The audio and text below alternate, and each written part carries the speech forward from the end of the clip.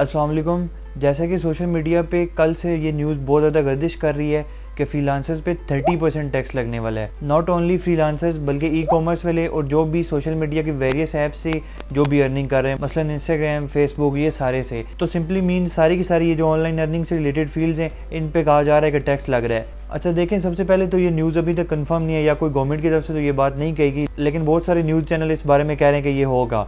तो अब देखें, सबसे पहले अगर हम फाइवर, अपवर्क, इन सारे प्लेटफॉर्म की बात कर लेते हैं, 20% बहुत ज़्यादा अमाउंट है। 20% फाइवर वाले रखते हैं, अपवर्क भी यही है। यानी इफ़ यू अर्न $100 तो उनमें से $20 आप फाइवर को दोगे। फिर वहाँ से फाइवर की अगर बात कर रहे हैं तो फाइवर से डायरेक्ट जाता है पेयोनियर पे, पेयोनियर उस पर अपनी कटौती करता है। फिर उसके बाद वो बैंक में आता है, बैंक वहाँ से अपनी कटौती करता है। उसके बाद अगर आप फाइलर, नॉन फाइलर, वहाँ से आपकी क्या विद होल्डिंग टैक्स, वो सारी चीज़ें वो ठीक ठाक अमाउंट बनती है। अब अगर इसके ऊपर आप 30% भी टैक्स लगा लेते हो तो पीछे तो एक फ्रीलांसर के पास 20-45% ही बचेगा, तो उसके पास तो कुछ बचेगा ही नहीं। तो ये सरासर गलत बात है और ये बिल्कुल नहीं होना चाहिए। इसमें हम क्या कर सकते हैं, आप क्या कर सकते हैं, मैं अपनी तरफ से एक अवेयरनेस वीडियो कर सकता हूँ। हो सकता है कि ये वीडियो किसी एक पॉलिसी मेकर के पास चली जाए जिसको ये पता चले कि ये क्या क्या चीज़ें, क्योंकि मसला ये है कि जो लोग कानून बना रहे हैं या ये चीज़ें पास करने का कह रहे हैं, वो लोग 50+, 60+, उनको पता ही नहीं है कि ये चीज़ें क्या हैं। ये सब आप खुद देखें कि कौन से लोग हैं फ्रीलांसर्स हैं, ई कॉमर्स वाले। मोस्टली 90% आपके 99%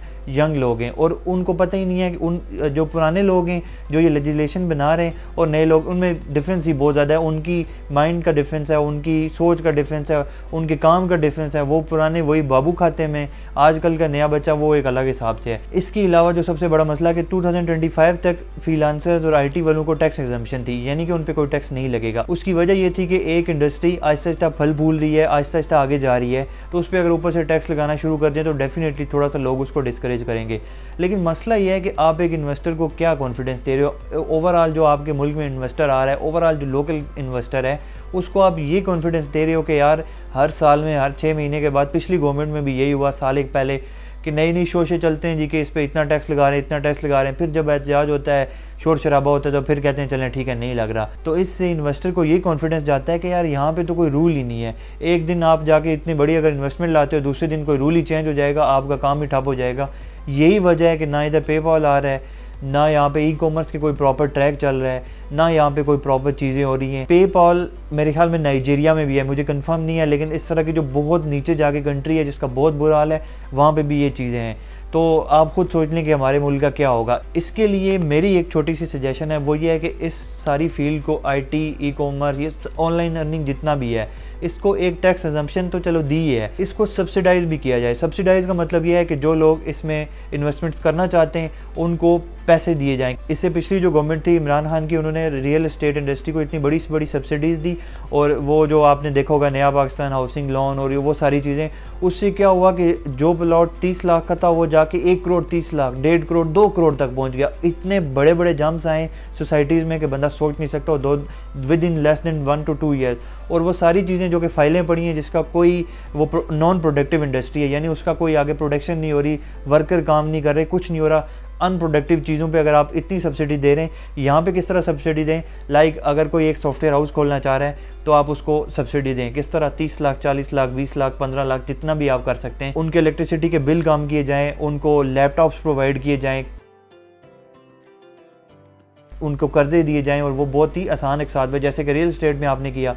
इन सब चीज़ों में क्या होगा कि IT जो है वो पाकिस्तान की बहुत ज़्यादा ऊपर जाएगी। अदरवाइज़ अगर आप इस तरह हर दूसरे तीसरे दिन एक शोशा उठेगा कि ये हो रहा है, वो हो रहा है, तो जो इन्वेस्टर है उसका कॉन्फिडेंस बहुत कम होगा। यही हाल क्रिप्टो के साथ भी हुआ, क्रिप्टो में भी यही कभी बैन लग रहा है, कभी अनबैन हो रहा है। उससे क्या होगा कि लोग वहीं पे जाएंगे कि जहाँ पे उनके लिए बिज़नेस आसान होगा। तो बहरहाल 2025 तक जो टैक्स एग्जम्पशन है उसको कंटिन्यू किया जाए और दूसरा इसको सब्सिडाइज़ किया जाए। अब जैसे कह रहे हैं कि 2000 रुपया पर बंदे को या पर पत्नी फैमिली को मिलेगा, 2000 से कोई क्या करेगा, आप खुद सोच लें।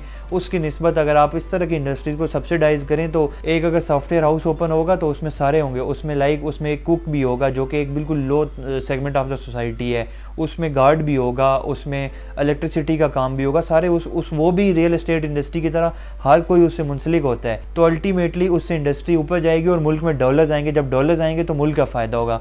तो खुदारा ये चीज़ें जो हैं ये बहुत नुकसान होता है, और इससे जो है इन्वेस्टर के कॉन्फिडेंस को भी ना भगाएं, और उसके साथ साथ फ्रीलांसर्स को भी तंग करके, IT वालों को भी तंग, ऊपर से लाइट इतनी जा रही है कोई पता ही नहीं चल रहा कि किस टाइम आ रही है किस टाइम जा रही है, हर कोई तो UPS अफोर्ड ही नहीं कर रहा। ये सारे के सारे जो मसले इनको सॉर्ट आउट करना चाहिए, तब भी कोई फ़ायदा होगा, अदरवाइज़ प्रॉब्लम्स ही होंगी। प्रॉब्लम में ये होगा कि इंडस्ट्री यहाँ नहीं जाएगी, यहीं पे रहेगी। तो यही मैं आज कहना चाह रहा था, बड़े दिल की बात कहना चाह रहा था। Thank you so much.